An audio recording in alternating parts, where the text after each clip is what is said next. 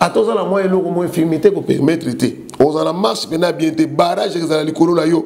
Okosala eloko moko te. Okozala mutu oyo bato bayeba ka yo na temps wana mena temps oyo bato ba ko comprendre yo te, bato ba ko yeba yo lisusu te po na situation oyo zo traverser.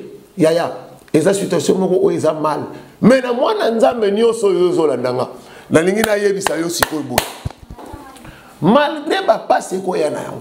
Malgré makambe ko koma na yo. Malgré bazoyo déjà ba kurba yo. Lokola yo za mwana nzambe yeba ke ya moyen. Il y a un merci na bino nyonso oyo bolandaka biso na nzela ya émission na biso oyo ezali kolo talangata kotala émission to yaka ko partager oyo eza ba expérience mususu pona koyeba kosala pe malamu na bandeko mususu bazo kolanda e kosala pe ke nomba zala na conduite moko oyo ya malamu liboso ya Kristo ndenge azolinga biso to tambola na yango. Merci tokoko banda émission na biso boité sans que to yeba ko remercier na nzambe oyo apesi biso pema oyo asali nyonso ezana belé oyo pe balamuki te ezana belé oyo misusu bazobunda no pito mais pona yo na ngai oyo tozolanda nkola asali biso grâce tozokomisa nzambe. Notre Dieu na yeli susu nkolo ko bénir yo za malamu nkolo yo za mettre à temps et circonstance nzamba Israël opesi ngai tango oyo nkolo po totoyeba kosala émission oyo na kimia nyonso tika kombo na yo ekumba mazala na biso ko bande kino suka oyo nyonso eza yo te ezala mosika na kombo na Yesu Kristo de Nazareth nde tobondeli tolobi amen. Merci cher internaute batu nyonso bazolanda biso bana nzambe nyonso esika nyonso bokutami na bonjour bonsoir na kongonga nyonso ekomona yo tika ete nzambe na nga ayeba ko pambola yo ozala bienvenue na kati ya émission na biso oyo tolobengaka kokabola oyo eza expérience na kolo talanga ta kotala toujours na lobaka ke makambo nyonso biso tokozala na mo ba Kristo esengaka kaka nkolo mona yo sur tous les plans na domaine nyonso ezosenga kaka nzamba mona yo soka moni yo nde ayaka na solution. Le nom a besoin de partager na biso na oeti na exhortation moko eza na bosenga penza eza intitulé Kita Courbe. Nani oyo a courbe yo Kita Courbe. Tozotanga baluba na nzambe na Luc na chapitre nango eza 13 kubanda na 11 tozokita tina se. Tozotanga baluba nzambe po yo oyo za na matoi fungola matoi no yo kapoto ba kokota na kamera biso. Et voici il y avait là une femme possédée d'un esprit qui la rendait infirme depuis 18 ans. Elle était courbée, elle ne pouvait pas du tout se redresser. Lorsqu'il a vu Jésus, lui adressa la parole et lui dit: Femme, tu es délivrée de ton infirmité. Et tu lui posa la main. En instant, elle se redressa et glorifiant Dieu. Merci awa tozomona eza maloba oyo Bible ezoyebisa biso ezaki na mwasi moko oyo azalaki pena na problème na ye ezwaki temps ebele.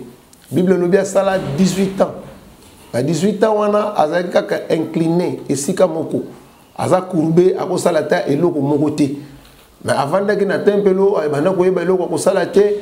Mais Bible lobi mukolo moko ayaka kutanaka na Yesu tanga monaki ye Yesu ayebaki ko bikisa ye na infirmité na ye na nzela ya position de main.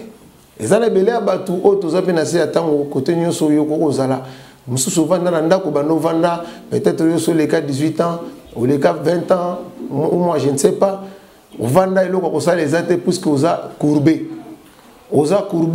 mais muto yo bazolo bazaki courbé azalaki lolenge moko lokola yo nanga abanepe ko tambola normal azaki na vie moko ya normal azoko sala tout mais tant malade ye Bible zolo ba ke esprit impire ye ko tiepa ina ye tant esprit impire ye ko tiepa ina et permettre que muto yo asali sou sala et permettre que muto yo ayeba lisusu ko ajuster nenga banaki ko sala auparavant.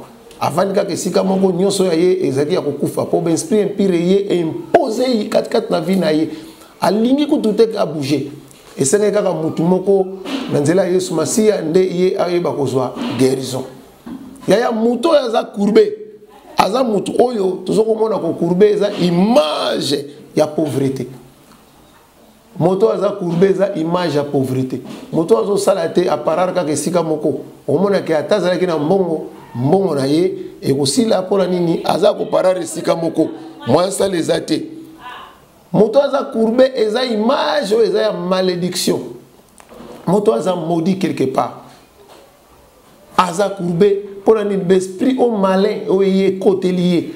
Ezo permettre te yé asalam sana est normal. Ezo permettre te que yé aïe ba quoi jouir. Nenga ba tino so bazo sepela. Nenga ba tino so bazo que no sala. Yé moyen que no sala ezate. Atikala kana nda kwa tala kaka oboy.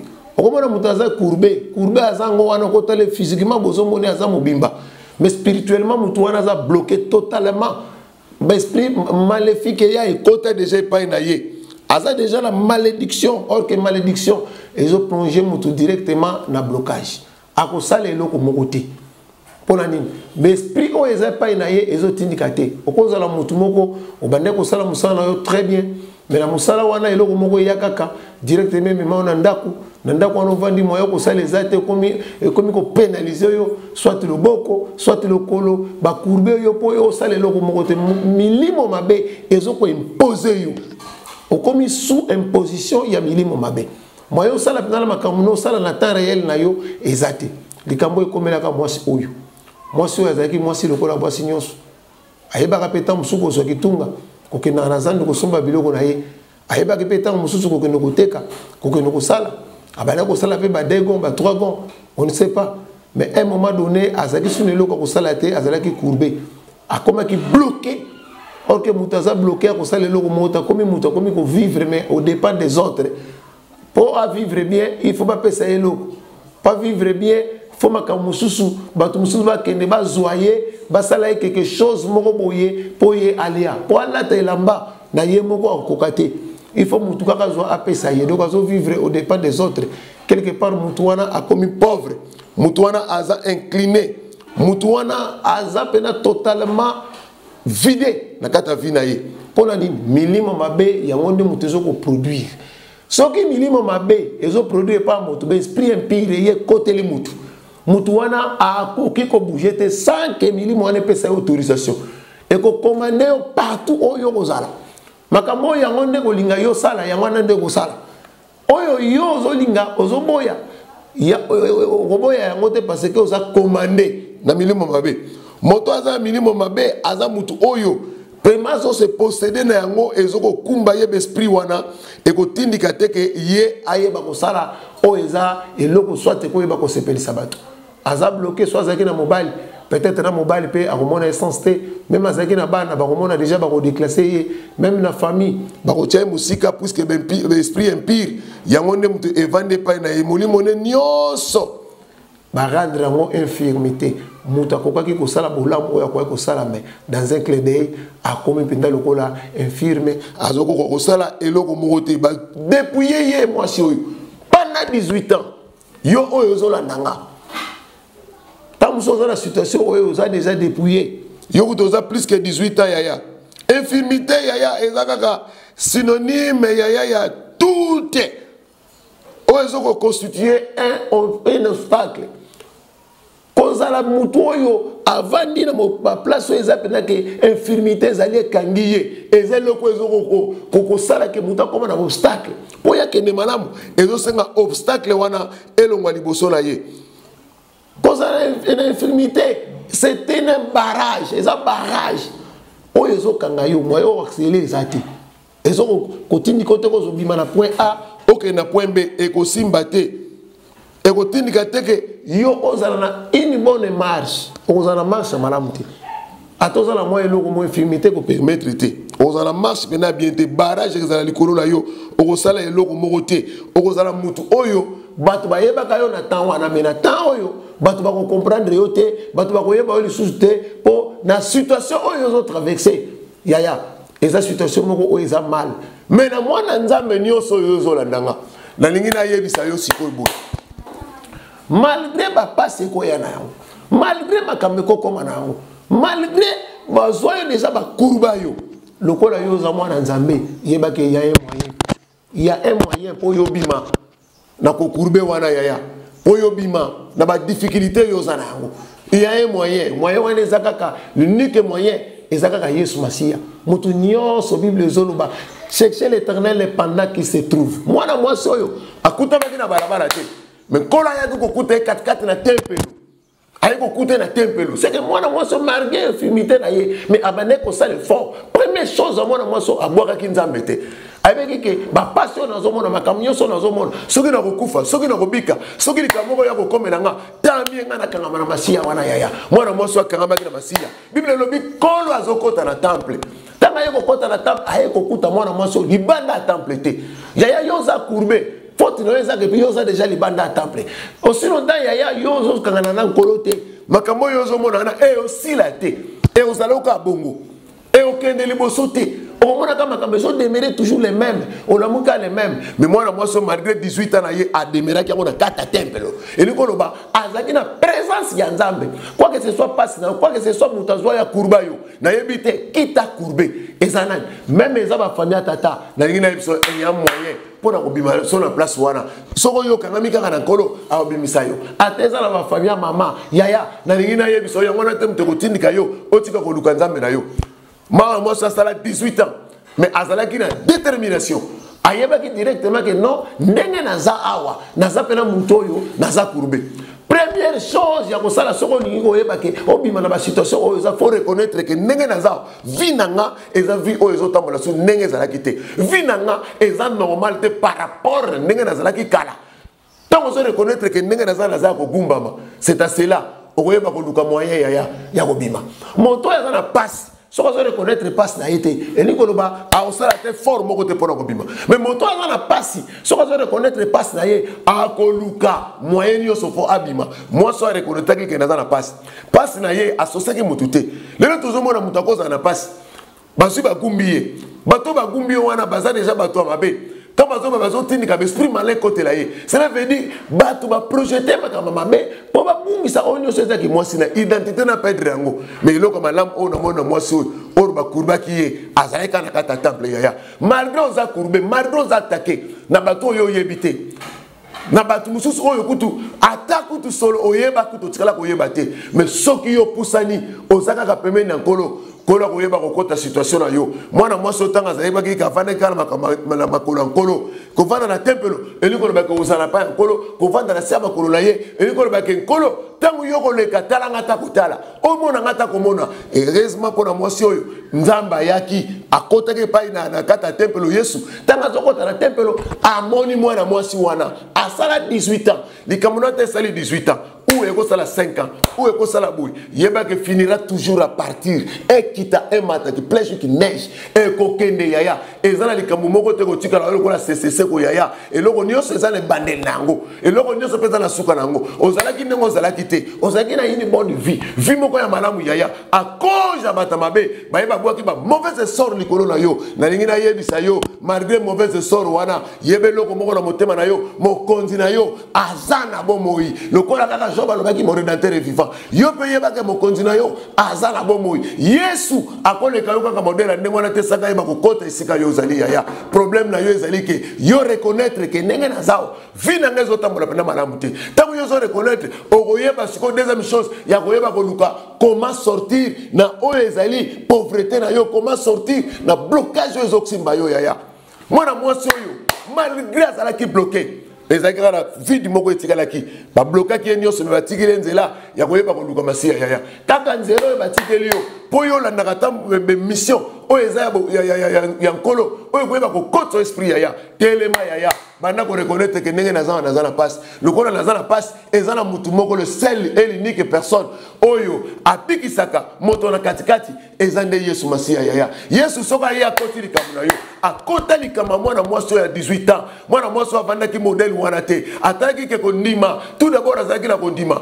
aza na passe mais azobondela kaka yo passe ezoyeko sokoma te bato bazokoyebisa yo te tomoni tokende boye bible ezoyebisa biso mwana mwasi elobi te ke akendaki quelque part epai ya banganga non loin de là banganga nini oyo bakokotisa oyo yaya toza na nganga likolo banganga nyonso c'est Jésus Christ de Nazareth ye oyo arataka likambo te na bepole na ye nde bapouvoir nyonso oyo ezali yaya problème na yo yango nde Yesu ayaki kokufela nango na ekulusu yaya kokende nango de gauche à droite te kozwa solution te bima na bisika oyo bazokende no wana bima na banzoloko oyo bazokata yo bima na basinga oyo bawalatisa yo l'unique personne oyo apesaka moto singa te na maloba ne kaka pamba apose loboko na ye na maloba pamba mwana mwasi oyo ayebaki ko couvrir vie na ezala ki bloqué yaya azala ki peka lokola yo Bible zolo bala biso mwana mwasi oyo akendaki na ndako nganga te yo zo sala erreur yaya muninga nini azoluka me mwana ndaka nganga ko kena ndaka nganga te yaya waneza komiso sa sima waneza lokola neti ozomi bakisa pasi likola pasi yaya na ta ona zo ebiso zo landanga meme kuti yo na mbeto hôpital meme kuti yo na kati ya ndako meme kuti yo na mutuka na lingi na yebisa yo fotele mayaya telema yaya kende ko luka Yesu wana Yesu babandona ka yete Bible zolo ba kola zo ebisa biso chaque ciel éternel pendant qu'il se trouve kolo wana zala na ye mais ba pesi biso condition il faut to luka ye bato ba luka nkolo ba shuwa kate yaya mwana moso azobelela nkolo za wapi azobelela nkolo tala ngata ko tala ko pimela ngelongi na yo te mona ngata ko mona nazali mwana na miso na yo ko kanga matoi te yo kama ngonga mwana azolela tango azobondela tango azolela na kata temple akende ko la pongite makende ko luka nkolo ayaki na direction ye lelo yo pe soko za déterminé à travers émission oyo lobi te na ngape na za courbé faut reconnaître que yo za courbé faut reconnaître que yo oza bloqué quelque part yaya obi mana blocage na yo moko kokokate yaya ezo senga kaka intervention rapide wana ezo sengo benga moto na katikati moto ashua kate moto eza musala ya yela pote biso to za la bien yaya tout est accompli sur la croix kola loba tout est accompli yesu papa maka le kulusu pona yo yaya pona problème no wana ezo solution lelo to combiner na ta oyo maloba ya yesu wana fe ganga na katikata bo moina yo moto ya gumba yo wana tina koyeba yete azala tata azala mama azala na kota ya barabara mais o eza posenga na yo kolo abimisa yo na o ezali infirmité wana ezobeta yo kolo abimisa yo na blocage yaya le seul moyen eza kaka ke kangama na masia yaya kende kaka na masia kangama na masia tokenda na église te pona koyeba kokumisa ba pasteur tokenda na église te po to sala n'importe quoi mais so biso tokenda na église po to ebite to zala nzambe moko o yaza solution na biso nyoso o asanga makamu koleka yaya kamu yozolo bakeno ngala ko kende église te babetso mabaku à travers problème oyo sala ngo yaya okendela ka batute yaya telema longola ba fitirita buzoba wana telema yaya esika nyo se kutami yo yaya batu bakolo bana l'église zo sala lokote l'église zo binzambi nzambi longo alwende la yaya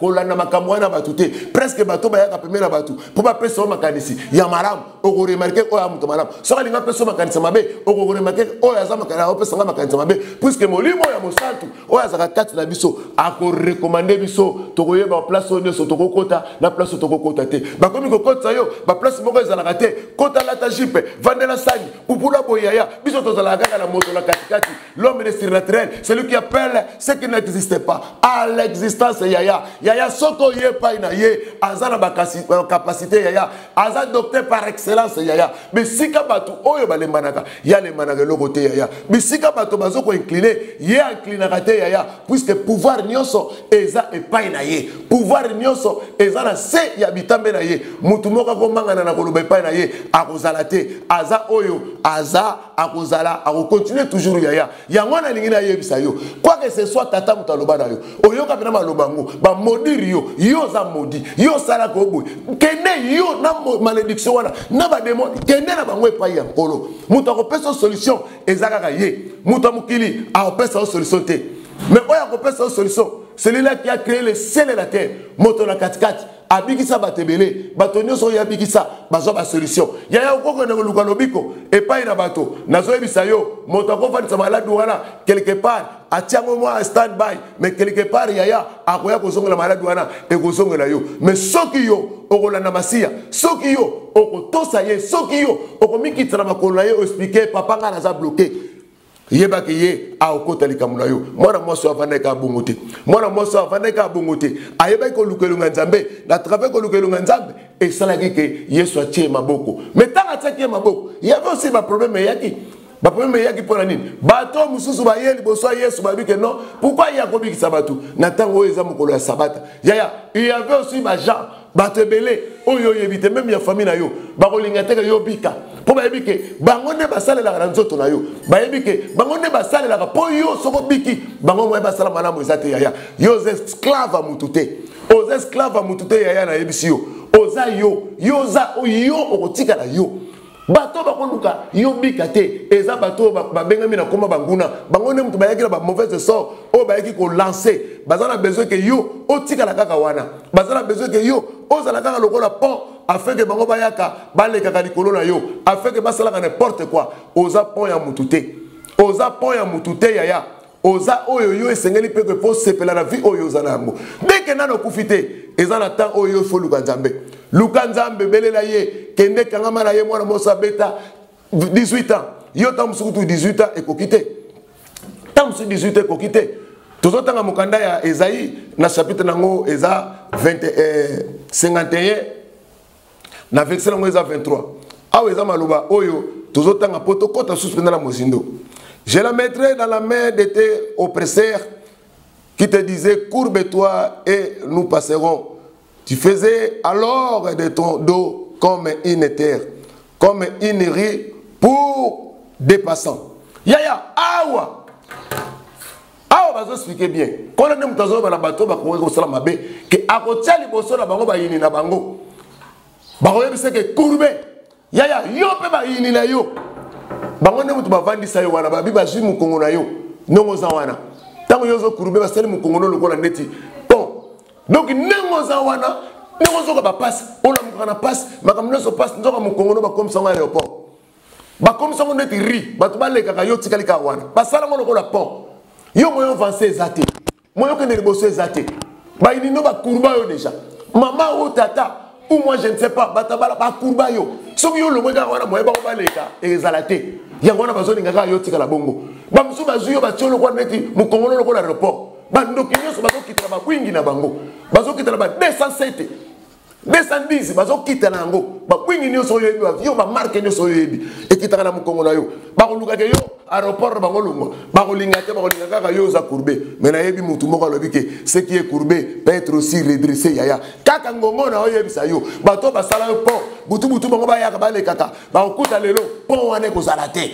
ba to ba sala ke mukongolo ko mari pont bango ba ke teka na ba wenzi bible lokolo zolo ba ke ce qui est courbé peut être redressé yaya tika kaka nongo zo wana obima na courbe wana o ko ma redressé nazo déclarer teka l'homme redie comment redresser na komba Yesu mwana mwasi oyo Yesu tanga simba ki azaki redresser malobo yaya eza maloba nkolo tike simba yo bisika de sozali oya sala ko yo zala pont asala ko zala makadam asala ko zala aéroport oza aéroport na bangote yaya oza makadam na bangote lelo ba ko sutuka tango ba ko ya ba ko comprendre que pont to lekela d'habitude ezala courbé awa ezate aéroport biso to kitela ka butu ezate makadam to tambusala ba mituko na biso ezate na ebiso bisiko yo za ozo kanga zala redresser au nom puissant de ton fils Jésus. Yesu lokola loba maloba ndape na zolo maloba likolo na yo na kombo na Yesu Christ de Nazareth mama bisike kutemio zala redresser na komba tata ndeto bondeli to bongo amen. Merci na yebike olandingai pa yozali zala mutu oyo okosala pena makam oyo na mbamba ezana batebele bazomona ba passe nyoko sila karate na yepo na renime yo Oyo songa les sous vraiment modèle oyo zalaki komiti kaka te na pasi yaya komiti kana pasi za solution te lelo soki yo telemi bato basala yo kola neti bakurba yo mutambo baleka makadam basala ka mwa biloko bango nyos ba kokate pe yo ozonga yo o continue misala yo nzamba mona yo nzamba keneno musika nzamba sala quelque chose oyo penza ko sala bato basutuka ke esika batila ki yo lokola pont basutuka ko zali société. Merci beaucoup Eza Bino le révérend prophète Gilles Bambela dit tout à l'heure. Na bengami na komba Gilles Bambela dit tout à l'heure. Oyo nazokamba aux églises paroisse Adilam. Nzambe wana oya salali kuna se soka zongite tokoyeba kokuta na numéro nanga ezali plus 243 90 26 450 44. Merci. Bye. Ciao.